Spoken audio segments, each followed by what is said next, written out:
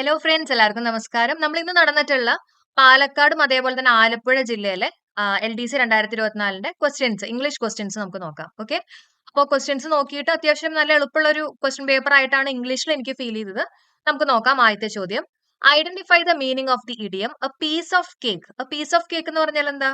Very easy task അല്ലെ, നമുക്ക് പെട്ടെന്ന് ചെയ്യാവുന്ന ഒരു കാര്യത്തിനെയാണ് എ പീസ് ഓഫ് കേക്ക് എന്ന് പറയാം അല്ലെ. കേക്കിന്റെ ഒരു കുഞ്ഞു കഷ്ണമാണ് അല്ലെ, അപ്പൊ വേഗം ചെയ്യാം, വേഗം കഴിച്ചു തീർക്കാന്നൊക്കെ ഓർത്ത് വെക്കാം. ഈസി ടാസ്ക് ആണ്.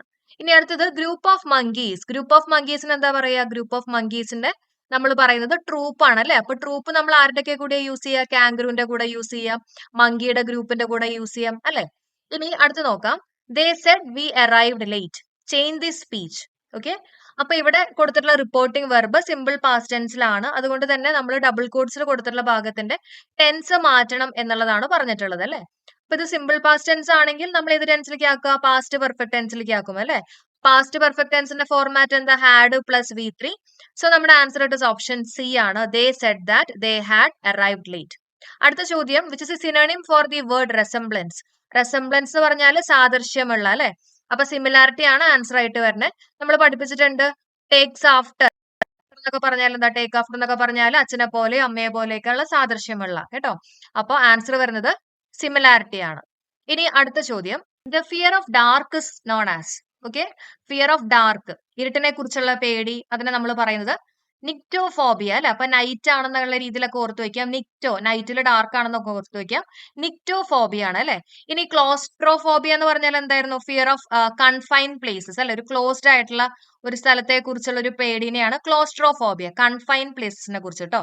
ഇനി ക്രോണോഫോബിയ എന്ന് പറഞ്ഞാൽ എക്സ്ട്രീം ഫിയർ ഓഫ് ടൈം, ടൈമിനെ കുറിച്ച്, സമയം തീർന്നു പോകുന്നുണ്ടോ അങ്ങനെയൊക്കെയുള്ള ഒരു എക്സ്ട്രീം ഫിയർ ഓഫ് ടൈമിനെയാണ് നമ്മൾ പറയുന്നത് ക്രോണോഫോബിയ.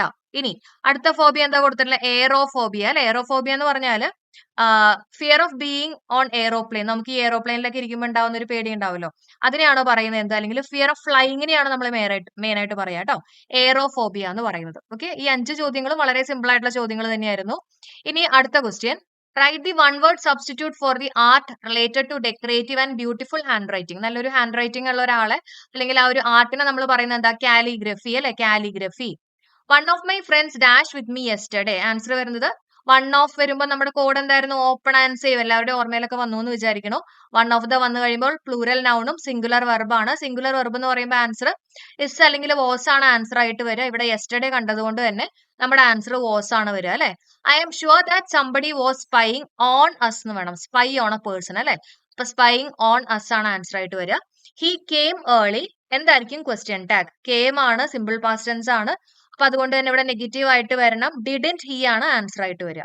If I prepared well I dash the project. Prepared എന്ന് പറഞ്ഞാൽ V2 ഫോം ആണ് അല്ലെ. V2 ആണെങ്കിൽ ഇവിടെ നമ്മൾ എന്താ യൂസ് ചെയ്യുക? വുഡ് പ്ലസ് V1 അല്ലെ. അപ്പൊ ആൻസർ എന്താ വരിക? Answer it is option D, would complete ആണ് ആൻസർ ആയിട്ട് വരിക. അപ്പൊ ഈ 10 ക്വസ്റ്റ്യനിൽ എനിക്ക് തോന്നുന്നു ചിലപ്പോ ഈ ഒരു ക്വസ്റ്റ്യൻ മാത്രം ചിലപ്പോൾ കുറച്ച് ആൾക്കാർ തെറ്റിക്കാനുള്ള സാധ്യതയുണ്ട്. ബാക്കിയെല്ലാം വളരെ ഡയറക്റ്റ് ആയിട്ടുള്ള ചോദ്യങ്ങളായിരുന്നു, നമ്മൾ ഡിസ്കസ് ചെയ്തിട്ടുള്ള ക്വസ്റ്റ്യൻസ് തന്നെയായിരുന്നു. അപ്പൊ നിങ്ങൾക്ക് എത്ര മാർക്ക് കിട്ടിയെന്ന് എല്ലാവരും ഒന്ന് കമന്റ് ചെയ്യുക. ഓക്കെ, ഔട്ട് ഓഫ് 10 നിങ്ങൾക്ക് എല്ലാവർക്കും ഇംഗ്ലീഷിൽ എത്ര കിട്ടിയെന്ന് കമന്റ് ചെയ്യുക. അതേപോലെ തന്നെ നമ്മുടെ ക്ലാസ്സുകളെല്ലാം നിങ്ങൾക്ക് യൂസ്ഫുൾ ആയിട്ടുണ്ടെങ്കിൽ തീർച്ചയായിട്ടും അതും കൂടെ പറയാം. നമ്മുടെ ചാനൽ സബ്സ്ക്രൈബ് ചെയ്യാത്ത ആരെങ്കിലും ഉണ്ടെങ്കിൽ തീർച്ചയായിട്ടും നമ്മുടെ ചാനൽ സബ്സ്ക്രൈബ് ചെയ്യാൻ മറക്കണ്ട, നോട്ടിഫിക്കേഷൻ ഓൾ കൊടുക്കുക കേട്ടോ. അപ്പൊ എല്ലാവർക്കും ബൈ, താങ്ക് യു ഓൾ.